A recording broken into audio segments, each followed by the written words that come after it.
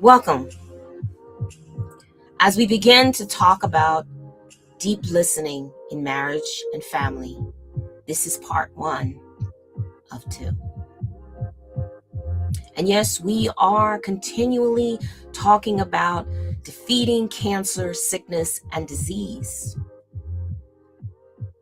But it's important for us to focus on all of who we are, mentally, physically, spiritually. In that way, we can truly defeat cancer, sickness, and disease.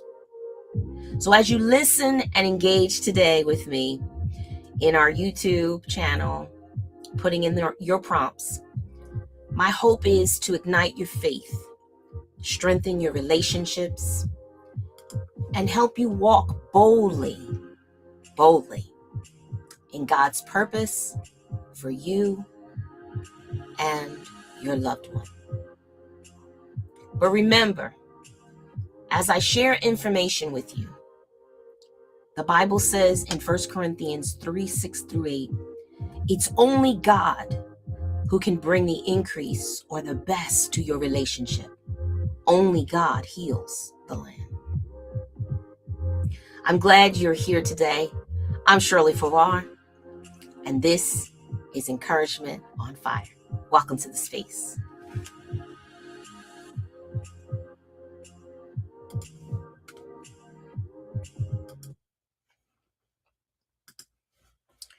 So today's message is one that I hope can transform your home, your marriage, your relationship, and your family dynamics. Remember, nothing happens overnight. Work is involved, and it's a process. And there are three main things that destroy marriages and relationships, and I'm not going to get into all of them today. But tonight, we're talking about deep listening in marriage and in family. Because here's the truth. The people we love the most are often the ones we listen to the least. It's not because we don't care, but because we become familiar. We become busy. We become distracted. And sometimes we can feel that they should understand.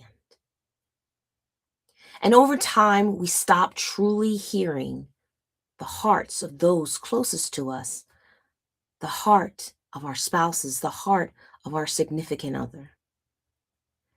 But today, God is calling us back to listen with intention, to listen with love, and to listen with His heart. So the first thing I want to say is that it is crazy how familiarity can reduce focus. In the beginning of relationships, we listen differently, right? When you first met your spouse or your significant other, some of you have been together for a long time. You were locked in. Every word that they said mattered. Every story that they talked about was interesting. And you leaned in and you asked questions. You remembered details. But as time goes on, familiarity can make us casual. We think, I already know what you're going to say. I've heard this before. And without realizing it, we stop listening with intention.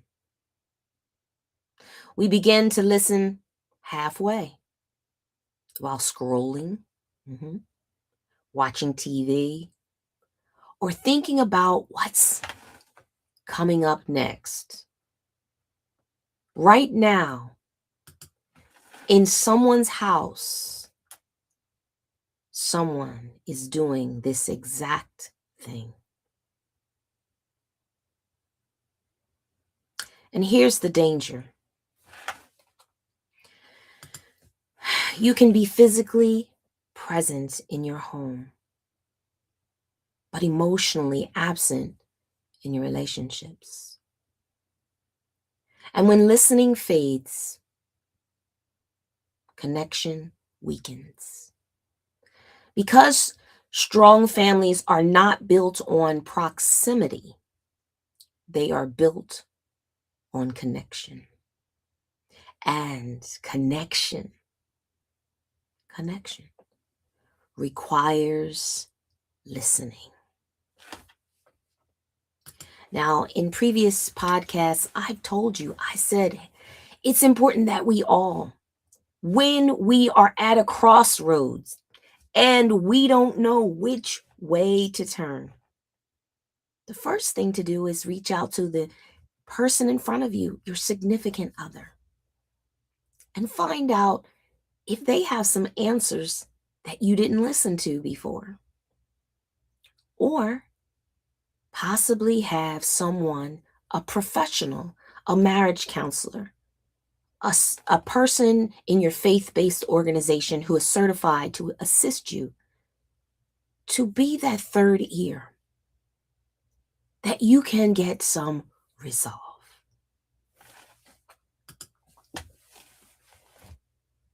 Now, the next thing I would say to you is listening is love in action.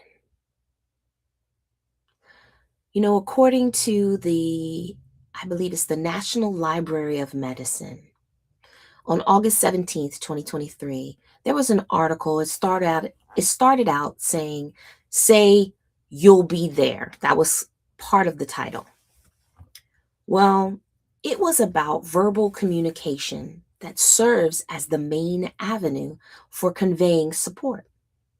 And research in supportive communication has largely concentrated on verbal person-centeredness, which refers to the degree to which a message reflects care, concern, validation, and guess what? Encouragement. This is the goal of alleviating distress and enhancing the emotional well-being of the person receiving support. So let's make this practical. In your marriage, in your parenting, and even in your family relationships, listening is one of the purest forms of love. It says, you matter. Your voice matters. Your feelings matter. You know, you can provide financially as a husband or wife.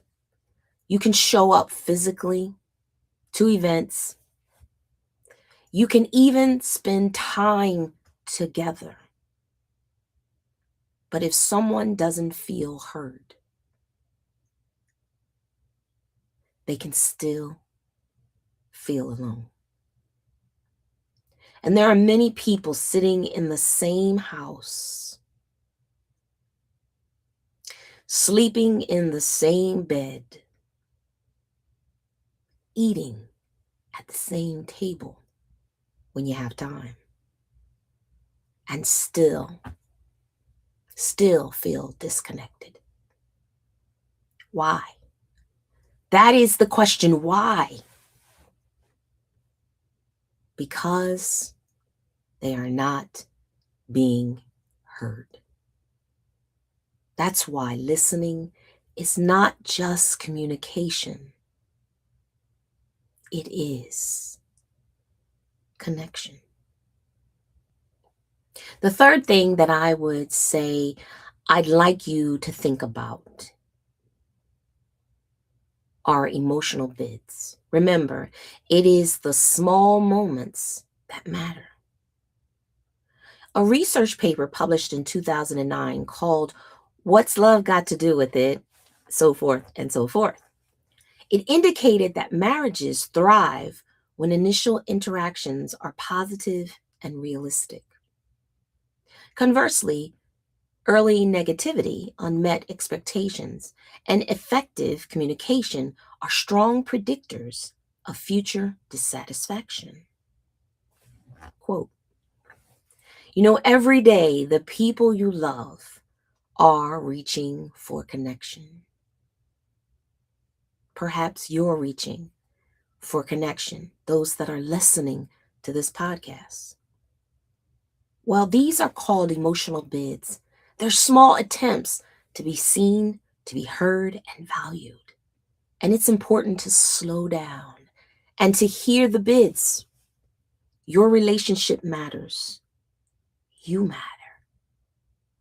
Bids that you may hear from your significant other. It may sound like this. Can I tell you about my day? Look at this. You won't believe what happened. But often we say, give me a moment. These moments seem small, but they are deeply significant. And it's important that we address these moments, because every time someone reaches out, they are asking, do I matter to you right now? And your response answers that question. And your lack of response definitely answers that question. According to YouGov, outside of the United States, that 1 in 5, 20% of the people in relationships think their partner doesn't pay them enough attention. And with women, more likely 24% to feel this way than 15% of the men. If you decide to respond to them, I want you to turn towards them, turn towards your significant other, and listen and engage. Then you are building trust. But when you turn away, even unintentionally, you are creating distance. Healthy marriages and families are not built in big moments alone. Everyone's looking for this big moment. But they are built in the small, everyday decisions to listen. Now, I couldn't end today without talking to you about a biblical example. So my fourth point today would be, let's look at a powerful biblical example of listening, or the lack of it. There is a great story in the Bible of Hannah and Eli. In 1 Samuel chapter 1, we see Hannah in deep pain. Have you ever been in deep pain? She is praying in the temple, pouring out her heart to God, just silently. But her lips aren't moving, but no one can hear her. And no sound is coming out of her mouth. How many nights have you been in pain? How many nights has your heart been broken and you just want everything to be better? You've been crying and talking to God just like Hannah. Well, in the scriptures, the priest Eli sees Hannah. He sees her, but he doesn't truly listen to her situation. Instead, he assumes. How often do we do that? Similar to communication in relationships in marriage. We tend to assume. In the scriptures, Eli says, how long will you be drunk? Put away your wine. That's what we would assume if someone's sitting there mumbling under their breath, talking to themselves.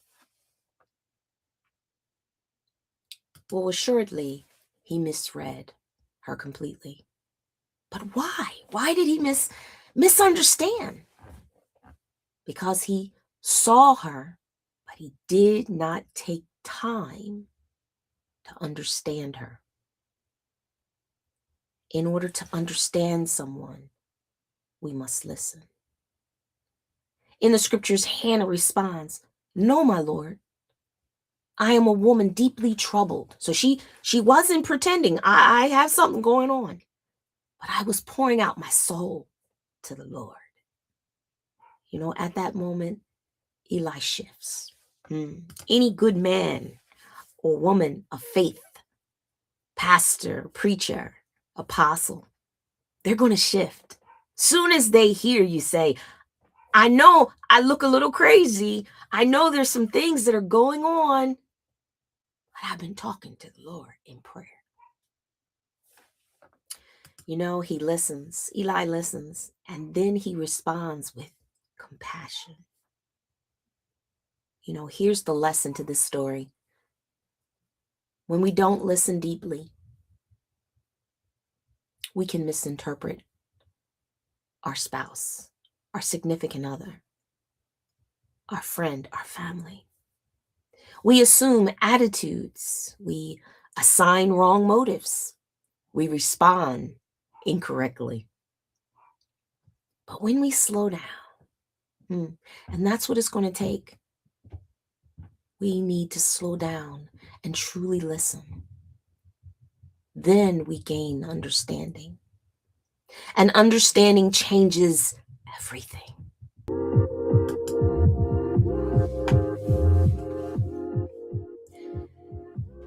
Today I have a call to action for you. I want you to be intentional in your next 24 to 48 hours. I want you to listen to your spouse, to your friend, to your significant other. When your conversation starts to heighten or there is misunderstanding, I want you to stop. I want you to decide to listen intently. I want you to make up your mind that today is the first day of the rest of my life that I'm going to be a partner to my partner. That I'm going to be an encourager to my best friend. And even on the days that I'm not feeling it, I'm going to remember the agreement, the covenant that I made with my significant other. So if you enjoyed today's podcast, and I hope that you did, I hope you continue to come back and listen. We are going to work on our physical, our spiritual, and our mental state. And we're going to defeat cancer, sickness, and disease. And right now, this series, we're dealing with marriage and family. So if you enjoyed today, share it with a friend. I'm Shirley Farrar, and this has been Encouragement on Fire. I'll talk to you soon.